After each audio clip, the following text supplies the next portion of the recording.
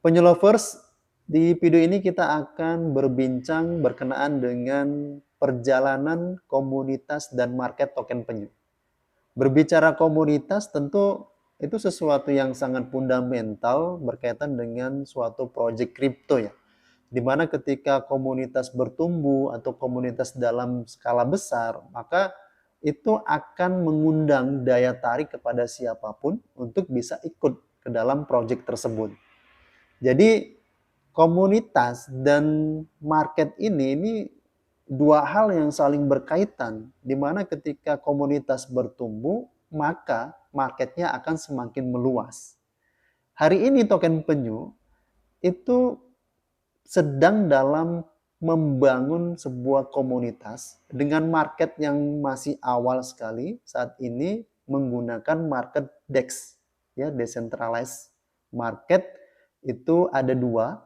Pertama di arcerswap.finance, jadi penyu lovers bisa swap atau jual beli antara penyu dengan core itu menggunakan salah satu DEX yang ada liquidity penyu, yaitu arcerswap.finance. Kemudian yang kedua, swap.openx.network. Nah, itu market DEX yang kedua atau disebut dengan long swap. Nah, ini perjalanan yang pertama untuk market DEX. Kemudian perjalanan yang kedua, yaitu kita menuju kepada aplikasi decentralized, tapi dia sudah aplikasi di mana user itu bisa melakukan jual beli atau swap langsung menggunakan aplikasi yang dinamakan atau disebut dengan AGIX yang dipunyai oleh Longswap juga. Nah, dari pengalaman yang ada di aplikasi tersebut, karena usernya itu lebih daripada jutaan ya, 1 jutaan, maka ketika ada listing token yang ada di sana, maka biasanya itu naik 5.000 sampai 20.000% nilai dari token itu. Maka ini menjadi target market kedua dari token penyu, di mana ketika itu tercapai, maka harga dari token penyu itu bisa up hingga sampai puluhan ribu persen. Kemudian selanjutnya, ketika user yang ada di token penyu ini atau holders itu mencapai 10.000 atau 10k user, maka target yang akan kita tuju adalah menuju ke centralized exchange global ya, top 20. Jadi kita bisa lihat datanya di CoinMarketCap, ya, data-data urutan ranking dari centralized exchange atau exchanger global, yang tentu target utama dari token penyu itu masuk ke top 20-nya. Kenapa? Karena ketika exchanger global yang dia memiliki rating yang rendah, itu ada juga memiliki pengalaman beberapa tim itu exchanger tersebut scam. Jadi kita tidak mau ketika nanti token penyu listing di sana sembarangan ya memilih exchanger, akan tetapi ujung-ujungnya exchangernya scam dan ini akan merugikan komunitas ataupun user token penyu.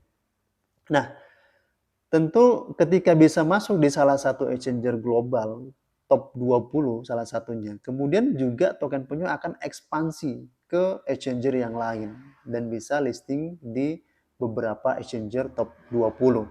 Nah, ini tujuan market yang ketiga. Kemudian yang keempat, kita akan menuju kepada exchanger centralized di nasional ya di Indonesia. Apakah itu nantinya Indodax, apakah toko kripto, apakah itu ke Pintu Trip dan lain macamnya yang merupakan exchanger terpercaya di Indonesia, dan itu juga akan menjadi sebuah kontribusi kita kepada negara karena nantinya ketika token penyu bisa listing di exchanger nasional, maka setiap transaksinya itu akan dikenakan pajak dan itu akan memberikan kontribusi kepada negara. Nah, perjalanan-perjalanan market ini juga nantinya akan relevan dengan pertumbuhan market. Misalnya contohnya, ketika kita nanti memberikan notifikasi ya, sebuah announcement, pengumuman bahwa token Penyu akan listing ke salah satu exchanger top global dunia misalnya di 3 hari berikutnya atau di dalam jangkauan 3 hari ke depan akan listing. Maka ketika announcement itu diketahui oleh banyak pengguna, banyak user, maka mereka juga mulai berbondong-bondong untuk bisa menyimpan atau membeli token penyu. Maka di sini pertumbuhan komunitas itu akan semakin besar. Maka semakin besar komunitasnya, mitra-mitra baru atau user siapapun itu akan semakin trust, semakin percaya. Hari ini merupakan sebuah perjalanan ya, token penyu, di mana orang-orang di global dia masih mantau-mantau nih, masih ngintip-ngintip terkait dengan token penyu ini mau dibawa kemana, ini perkembangannya seperti apa, apakah kedepannya bisa scam dan banyak hal pertanyaan sehingga mereka masih ragu untuk ikut gitu. Tapi disinilah sebenarnya yang disebut dengan sebuah peluang. Kenapa? Karena ketika hari ini siapapun menyimpan token penyu dengan harga yang paling murah, yang kita sebut juga pada harga lantai, maka ini akan menjadi sebuah peluang yang besar bagi para pionir token penyu sekalian.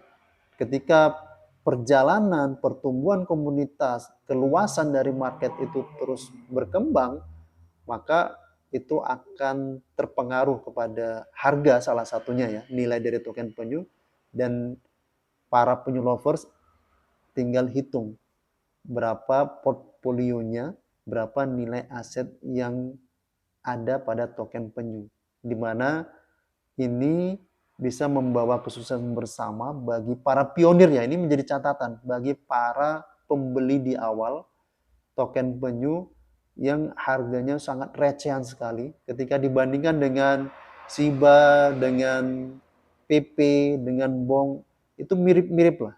Di perjalanan awal juga bagaimana semua token-token generasi sebelumnya itu kesulitan dalam membangun sebuah komunitas, akan tetapi ketika komunitas terbangun, kemudian ternyata itu memberikan sebuah daya tarik ya bagi para cukong-cukong kripto yang mereka kemudian masuk ke dalam proyek tersebut dan boom, proyek tersebut semakin bertumbuh dan meledak ya secara harga. Begitu juga dengan token penyu, di mana token penyu ini merupakan sebuah aset yang bisa disandingkan dengan generasi-generasi sebelumnya, dan aset ini diperjualbelikan secara seluruh dunia. Artinya siapapun itu bisa membeli token penyu.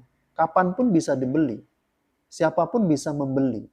Jadi skalanya bukan skala khusus, skala wilayah, daerah, skala nasional, tidak. Tapi semua orang yang ada di dunia ini itu bisa membeli token penyu. Jadi kita bisa bayangkan ya secara logika, token penyu yang dengan hanya total supply-nya itu 210 triliun dan juga akan mengalami pembakaran sebanyak 25% atau 52,5 triliun, sehingga di tahun 2027 total supply hanya berkisar 157,5 triliun penyu saja, dan itu ketika dibandingkan dengan meme coin yang lain yaitu lebih rendah lah. Apa misalnya kita bandingkan dengan SIBA itu 3 kali lebih rendah. Begitu juga dengan PP. Jadi kalaupun kita tidak muluk-muluk misalnya harga token penyu ini seperti generasi sebelumnya, akan tetapi ketika kill zero beberapa nol saja, maka pionir hari ini yang telah menyimpan token penyu itu akan mendapatkan kebermanfaatan, keberkahan yang sangat luar biasa. Nah, sudah disampaikan dari awal, kita membeli token penyu ini merupakan sebuah simpanan aset jangka panjang, sembari kita terus menginformasikan kepada semua kalangan sehingga komunitas token penyu itu bertumbuh. Jadi seperti pohon yang terus bertumbuh, maka nilai token penyu kita itu juga akan semakin tinggi. Jadi seperti menanam sebuah pohon dari biji yang itu mungkin nilainya sangat kecil, tetapi ketika pohon itu terus berkembang ya, bertumbuh, kemudian sampai berbuah, maka nilai dari pohon itu juga akan semakin tinggi. Nah, disinilah analogi di mana untuk menumbuhkan nilai tadi itu kita perlu waktu. Kita perlu sebuah komunitas.